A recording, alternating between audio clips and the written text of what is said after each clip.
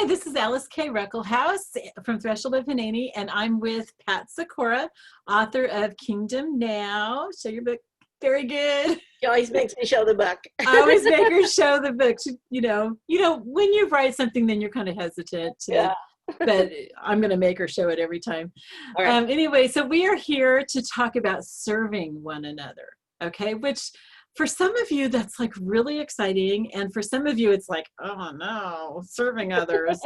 So we're just going to talk about this, talk through this. And, I think that we mentioned in a previous video that we often spend at least an hour, today it's more like an hour and a half, before we start doing a video, because we just kind of talk through things. We don't script it, but we kind of discuss it so we know where we're going.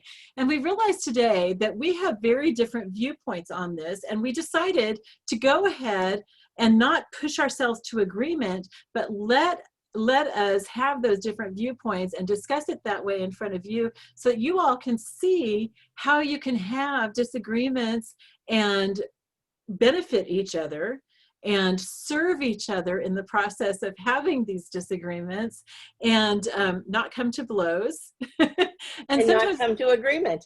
And sometimes not even come to agreement or to a conclusion on these. And that's how your group can be working, because you probably all have very different opinions about some things. There's probably some things that you all agree on, and there's other things that are not quite as obvious. And so it's important that we hear each other's views. It's not just important that we have the opportunity to say what our views are, but it's important that we hear each other's views. This is how iron sharpens iron.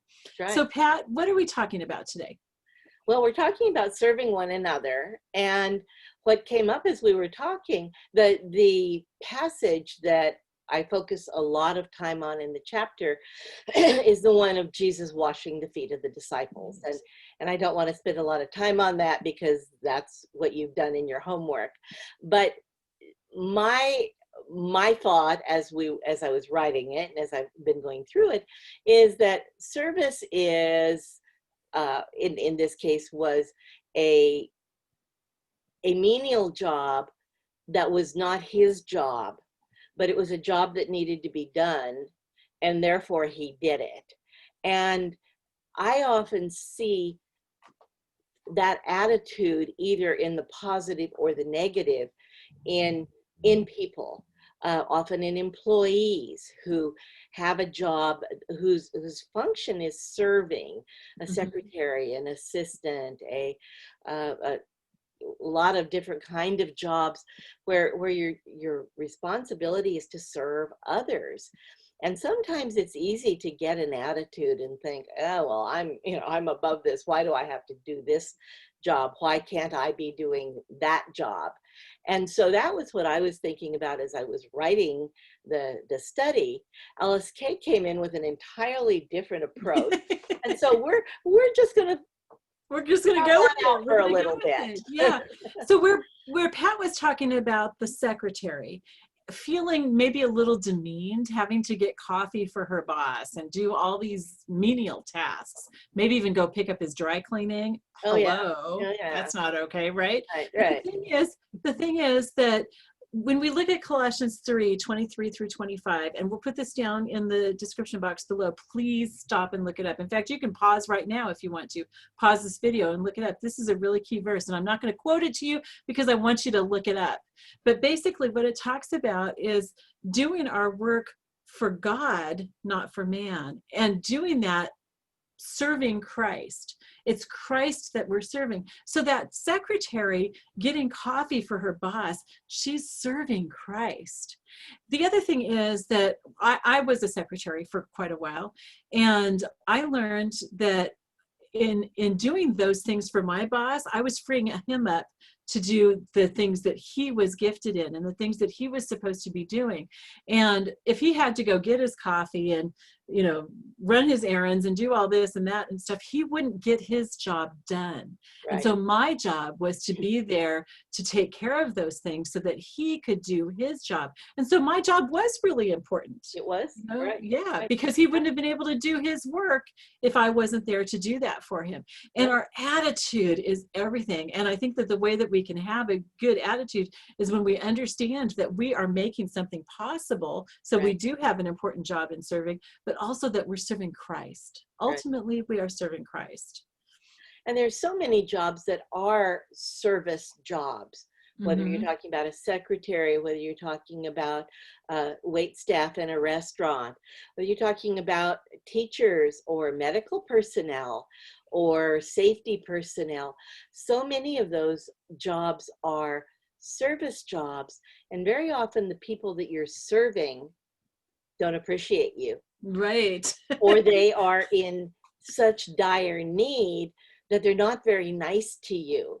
Right. I remember Yeah. when my sister would be in the hospital and I would be there as her advocate, and I would just bend over backwards to be nice to everybody who came in the room, whether it was a doctor or a nurse or the person delivering the food or cleaning the room. And she was in so much pain and so much angst that she was just nasty. And I would often say, you know, you need to be nice to these people because they are serving you, they are taking care of you. And most of them would come in with a very sweet attitude, a very gracious attitude, because they weren't looking for approval or feedback from her. Wow. Yeah. They were looking for, if they were Christians, they were serving the Lord. If they weren't, they were doing it because it was a job that they loved.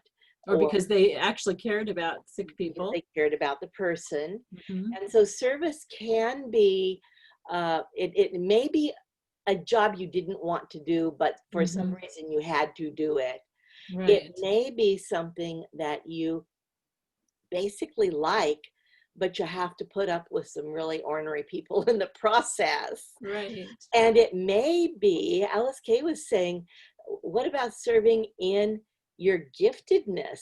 Now, to me, I've never even thought very much about that being service, because I love to serve in my gift. Because you enjoy it, right? You know, let me teach, let me do this. I don't consider that serving, but the people who receive it, They often definitely, do. yeah, they consider it serving. I think that really any job that you could do, I mean, the President of the United States is there to serve, you know, and every single job that you do is serving.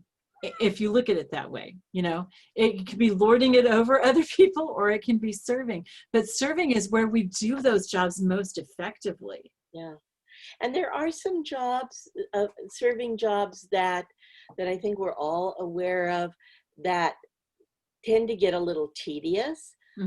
Caring for an aging parent, caring for a handicapped child, serving a neighbor next door who never has a good word to say to you. Those are all things that we don't get a lot of positive feedback from.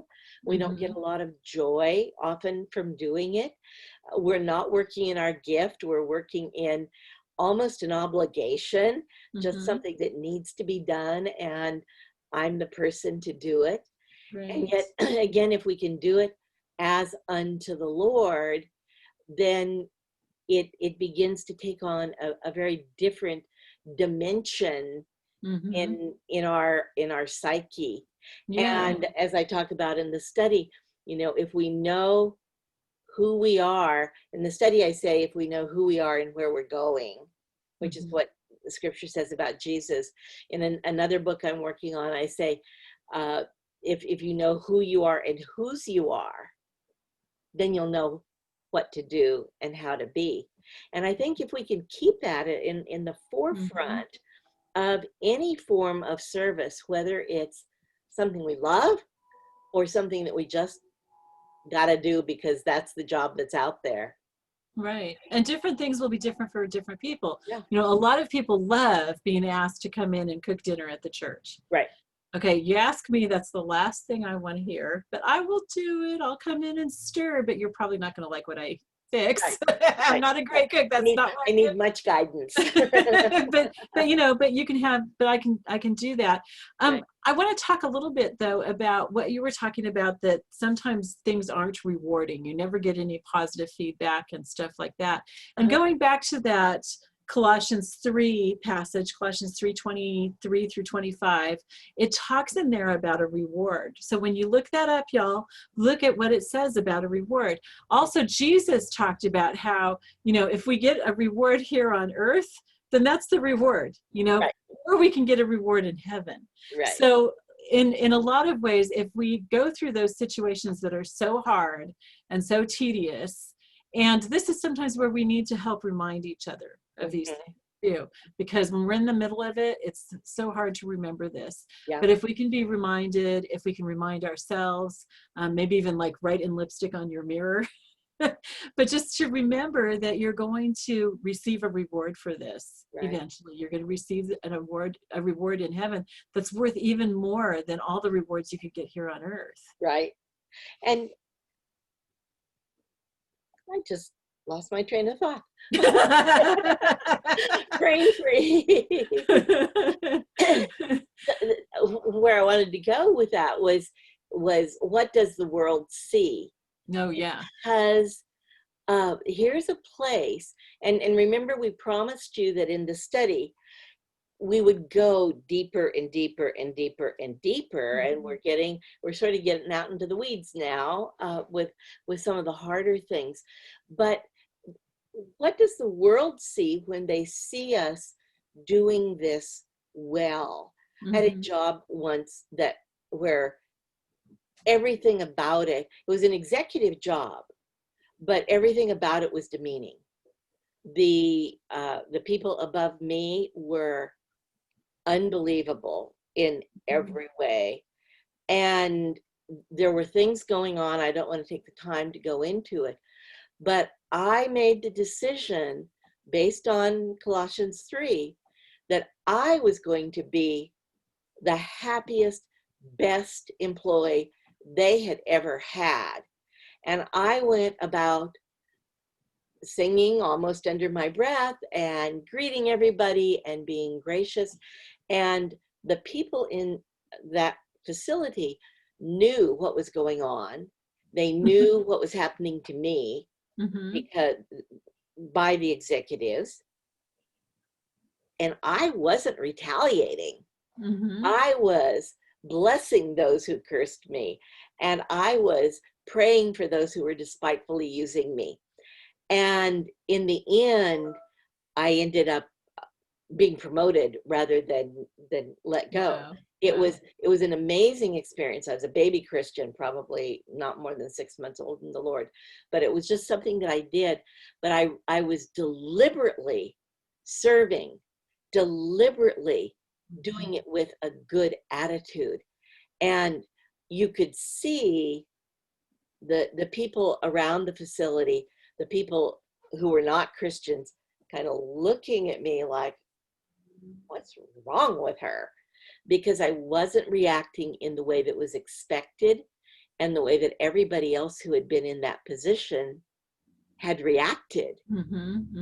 So wow. Yeah. You can, it is a witness. People are watching us. Yes, yes. It's also, I would like to say, it's also an area of spiritual battle. When you serve people, it does something in the heavenlies. Yeah. That you may not see here on earth, but it's like, look at Ephesians 6 and read about spiritual battle there and about how we battle not against flesh and blood, but our battle is going on up in the spiritual realm. Right. And serving really does that. Right. So we need to kind of tie this all up. I want to bring us back to the quote that Pat mentioned a few minutes ago from her other book. If you know who you are and whose you are, you will know what to do and how to be. Okay, so if you didn't get that memorized right then, rewind this a little bit. What do? You backspace it or whatever. You don't rewind these things, right? But anyway, go back. Too. What was that? I'll put it down in the description. Okay, yeah, she'll put it down in the description. But write that down. Write that out for yourself, even though it'll be in the description. Write it out for yourself and talk about this in your group. What does that mean? How does that affect how we serve? And then also, now this is probably not going to apply to every one of you, but probably most of the people in your group have some area that they're being called to serve in right now that they don't enjoy, or that they're not treated well in, or something. Talk about that. Talk about the things that you could do to see that as serving Christ. Talk about the idea of how that might affect spiritual warfare and the battles in the heavenlies. And then also talk about how this will affect the people around you who are not believers, because that's really the point of this book, is that when we do all these things to one another, that the world will see, and they'll see God through this, and then we can be his body, we can be his hands. Pat, do you want to add anything to that? No, I think that that covers it. And let me throw out another question. We don't have time to okay, so this will be for them to figure we'll out. Throw this out for you if you have time. And that is the question of, are you willing to be served? Oh yeah. Some of us, oh my goodness, have a very hard time. Pat and I both struggle with this. Receiving service. Yes. And we found out, I said we didn't have time to do this, but we're going to have to do it really fast. But we found out we had very different reasons why we have a hard time being served. I have a hard time being served because often of a poverty spirit. I don't deserve that. I don't deserve that much time, energy, or money from you. I am not worthy. And I'm still, guys, at my age, I'm still working on that. I'm better. But it's when I receive something, it's like, oh, how do I repay you? Right. Which should not be my first thought. Alyce-Kay had an entirely different reason for having a hard time receiving service. I have had so many experiences where somebody has served me and there's strings attached. And I don't know that when they start serving me. And so I'm very hesitant to allow someone to serve me, because I don't know what the contract is that I'm signing by letting them serve me. And so it's very hard. Fine print, just sign at the bottom. Yeah, exactly. So so we both have different reasons, and yet it is really, really important to be able to receive as well as to give.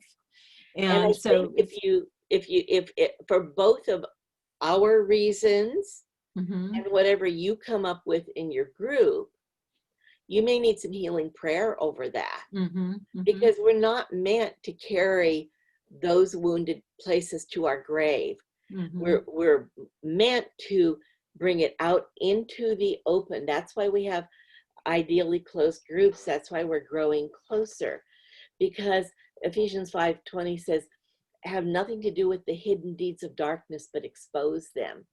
And for both of us, that unwillingness to be served is a hidden deed of darkness. And we need to expose it, which we just did.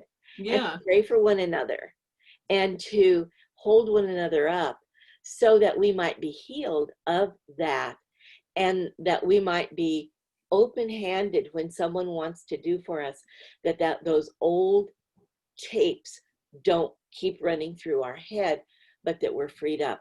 That would be an amazing outcome of this chapter. Yes. If you were to get healed up from that thing that has held you captive.